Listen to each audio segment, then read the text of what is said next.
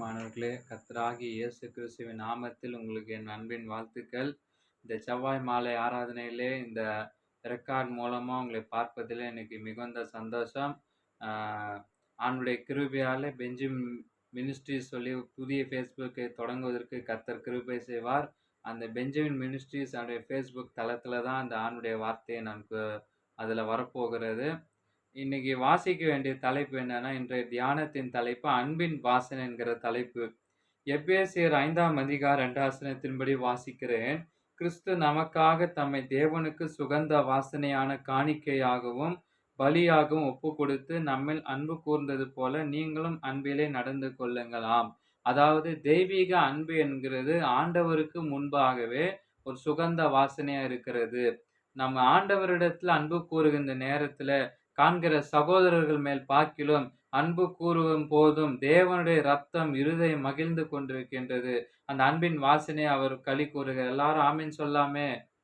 அல்லேலூயா. பிலிப்பியர் என்கின்ற பட்டணத்தில் இருக்கிற சபையினர் என்ன பண்றாங்க தெரியுமா? அப்போஸ்தலனாகிய பவுலின் ஊழியத்திற்கென்று காணிக்கையை சேகரித்து அனுப்பிய போது அந்த காரியம் அப்போஸ்தலனாகிய பவுலை மகிழ்ந்தது.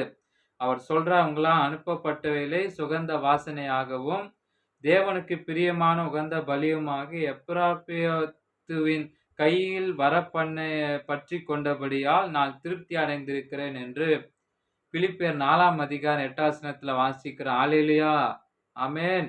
நாம் ஆண்டவருக்கு காணிக்கை கொடுக்கும்போது இயேசு எப்படி நம்மள மனப்பூர்வமா அன்பு கூர்ந்து தன்னையே காணிக்கையை கொடுத்தாரோ, அதே போல நம்ம ஆண்டுடைய அன்பினால நிரம்பி மனமும் ஆண்டவருக்கு கொடுக்கணும் தசம பாகத்தை. அது ஏதோ நம்ம கடமைக்காக என்றாகிலும் கூட காணிக்கை எடுக்கிறார்களோ தெரியல. ஏதாகிலும் போட வேண்டும் என்பதற்காக காணிக்கையை கொடுக்க கூடாது. நீங்கள் காணிக்கையை கொடுப்பது கர்த்தரை கனப்படுத்துவது, தேவனுடைய ராஜ்யத்தை கட்டுவதற்காக என்பதால் உங்களுடைய காணிக்கையாவது உங்கள் முழு அன்பிலிருந்து வெளிவந்தாக இருக்க வேண்டும். அது போல சுகந்த வாசனை வீசக்கூடியதா இருக்கும் அப்படின்னு நான் விசுவாசிக்கிறேன். ஒரு காலத்துல ஐக்கிய நாட்டின் ஜனாதிபதியா இருந்த ஜான் கென்னடி வாலிப வயசுல இருந்தபோது வாசனை தைலம் தயாரிக்கும் கம்பெனி ஒன்று பணிபுரிஞ்சிட்டு இருந்தாரு. தனது வருமானம் முழுவதும் என்ன பண்ணாரு, ஒரு மிஷனரி ஸ்தாபத்திற்கு என்று அது கொடுக்க அவர் தாங்கினாராம்.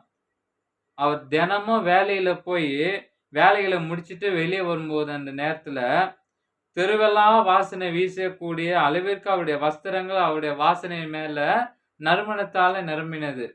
என்னுடைய தாத்தா ஒரு பள்ளியில தலைமை ஆசிரியர் வேலை செஞ்சுட்டு இருந்தாரு. ஒவ்வொரு மாசம் சம்பளம் வாங்கும்போது கர்த்தர் கொடுத்த ஜீவன், சுகம், பலனுக்காக நன்றி செலுத்தி விட்டு வாங்குவார். பிறகு அந்த சம்பளத்துல ஒரு பகுதி எடுத்துக்கொண்டு தேவனுடைய ஊழியக்காரர் காண செல்வாராம். ஊழியத்திற்கு கொடுத்த பின்புதான் குடும்ப செலவுக்கு தன் ஊதியத்தை பயன்படுத்துவாராம். இதனால் அவருடைய குடும்பம் ஆசீர்வதிக்கப்பட்ட குடும்பமா இருந்தது. குடும்பத்துல ஒரு மன நிறைவும் திருப்தியும் ஒரு சந்தோஷமும் ஒரு சமாதானமும் எப்போதும் அந்த குடும்பத்துல நிலவி இருந்தது. கர்த்தர் அந்த காணிக்கையை சந்தோஷமா ஏற்றுக்கொண்டு அவர்கள் குடும்பத்தை ஆசீர்வதித்தார். ஆன தேவ பிள்ளைகளே, கர்த்தருக்கு கொடுத்து குறைந்து போனவர்கள் ஒருவரும் இல்ல. மனப்பூர்வமாக என்ன செய்தார் தெரியுமா? நீங்கள் கர்த்தருக்கு கொடுப்பதே சுகந்த வாசனையா அவர் ஏற்றுக்கொள்கிறார். நிச்சயமாகவே வானத்தின் பல கனிகளை இயேசு கிறிஸ்து திறந்து கர்த்தர் உங்களை ஆசீர்வதிப்பாராக என்று சொல்லி இந்த தேவனுடைய வார்த்தையை முடிக்கிறேன். God bless you.